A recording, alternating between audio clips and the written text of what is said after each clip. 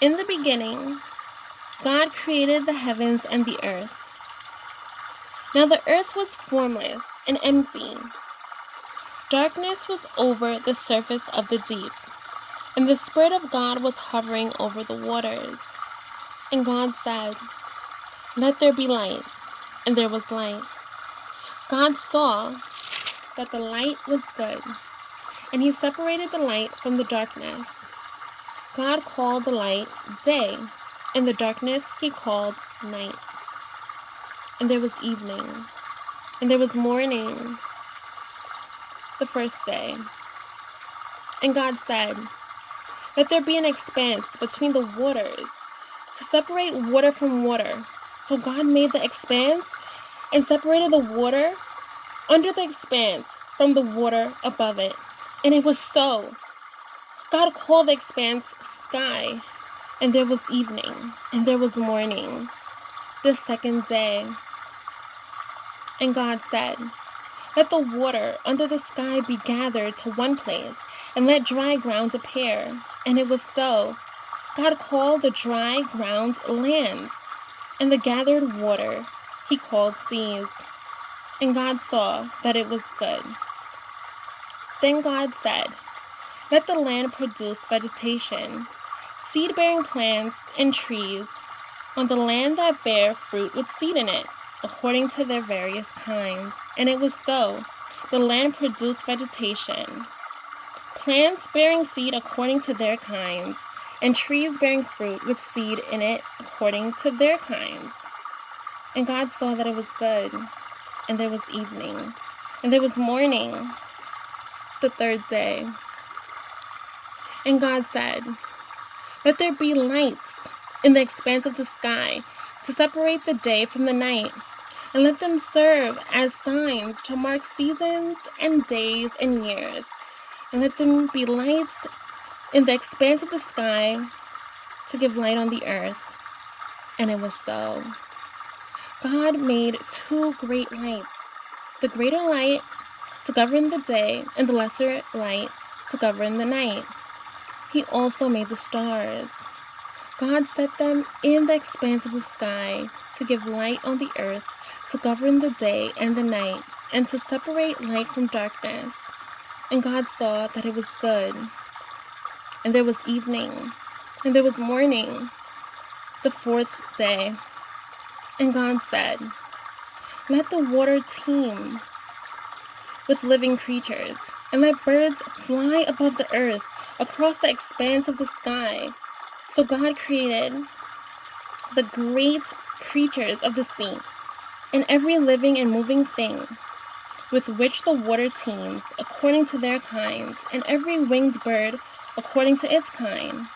And God saw that it was good. God blessed them and said, "Be fruitful and increase in number, and fill the water in the seas, and let the birds increase on the earth." And there was evening, and there was morning, the fifth day. And God said,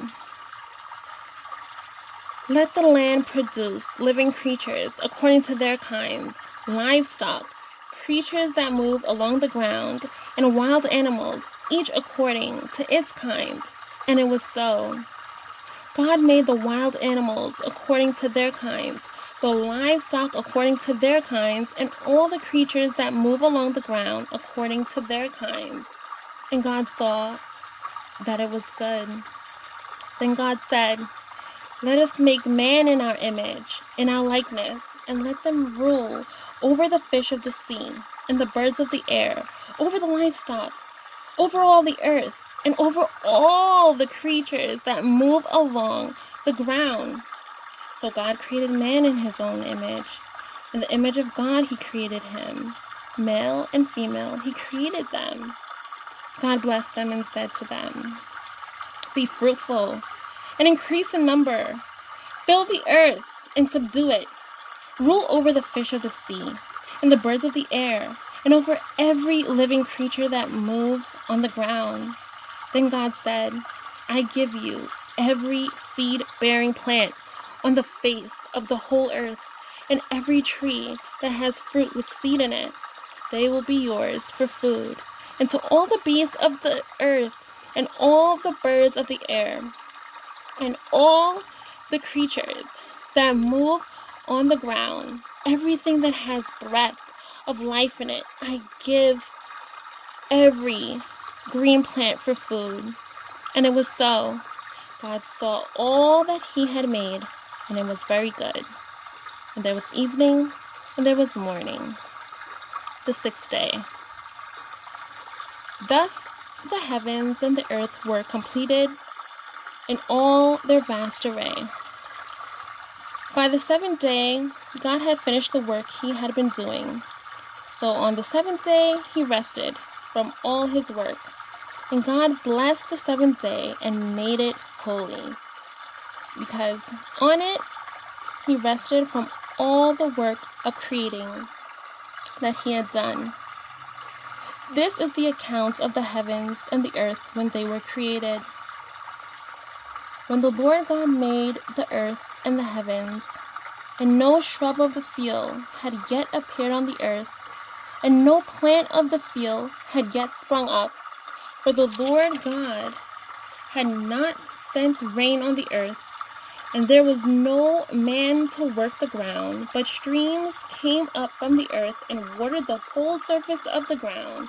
The Lord God formed the man from the dust of the ground and breathed into his nostrils the breath of life, and the man became a living being. Now the Lord God had planted a garden in the east, in Eden, and there he put the man he had formed. And the Lord made all kinds of trees grow out of the ground, trees that were pleasing to the eye and good for food. In the middle of the garden were the tree of life and the tree of knowledge of good and evil. A river watering the garden flowed from Eden. From there it was separated into 4 head waters. The name of the first is the Pishon. It winds through the entire land of Havilah, where there is gold. The gold of that land is good. Aromatic, resin, and onyx are also there. The name of the second river is the Gihon. It winds through the entire land of Cush. The name of the third river is the Tigris. It runs along the east side of Ashur. And the fourth river is the Euphrates. The Lord God took the man and put him in the Garden of Eden to work it and take care of it. And the Lord God commanded the man, "You are free to eat from any tree in the garden, but you must not eat from the tree of the knowledge of good and evil. For when you eat of it, you will surely die." The Lord God said, "It is not good for the man to be alone.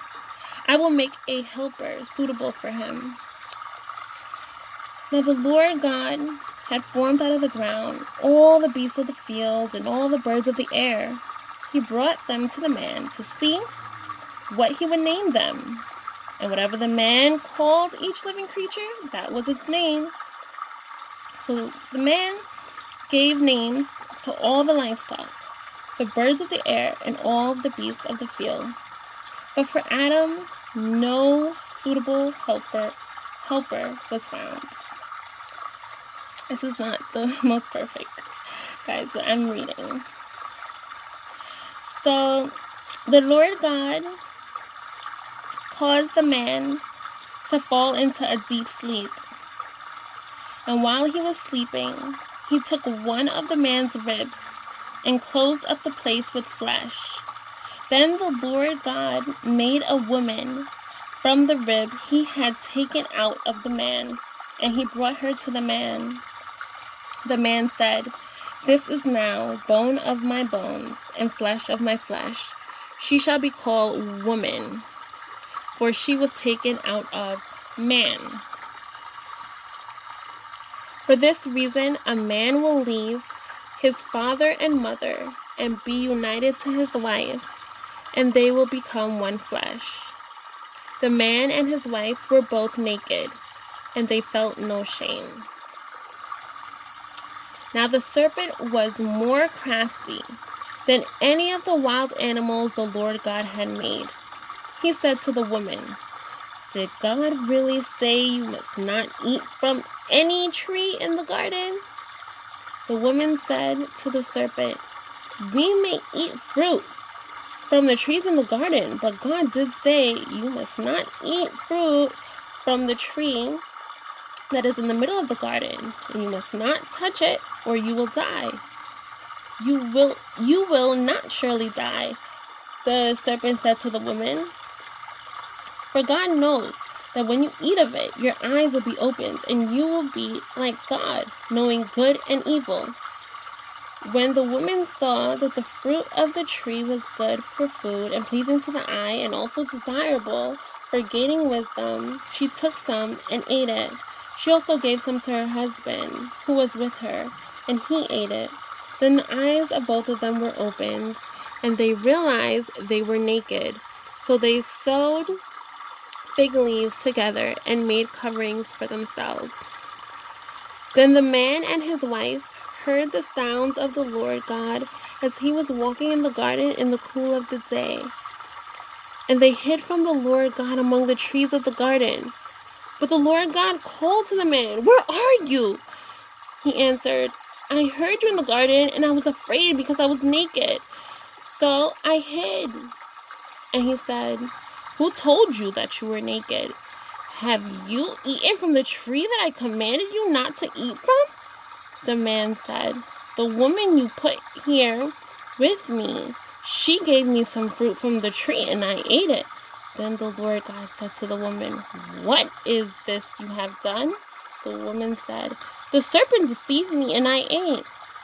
So the Lord God said to the serpent, "Because you have done this, cursed are you above all the livestock and all the wild animals. You will crawl on your belly, and you will eat dust all the days of your life. And I will put enmity between you and the woman, and between your offspring and hers. He will crush your head, and he will strike his heel, and you will strike his heel." To the woman he said, "I will greatly increase your pains in childbearing. With pain you will give birth to children. Your desire will be for your husband, and he will rule over you." To Adam he said, "Because you listened to your wife and ate from the tree about which I commanded you, you must not eat of it. Cursed is the ground because of you.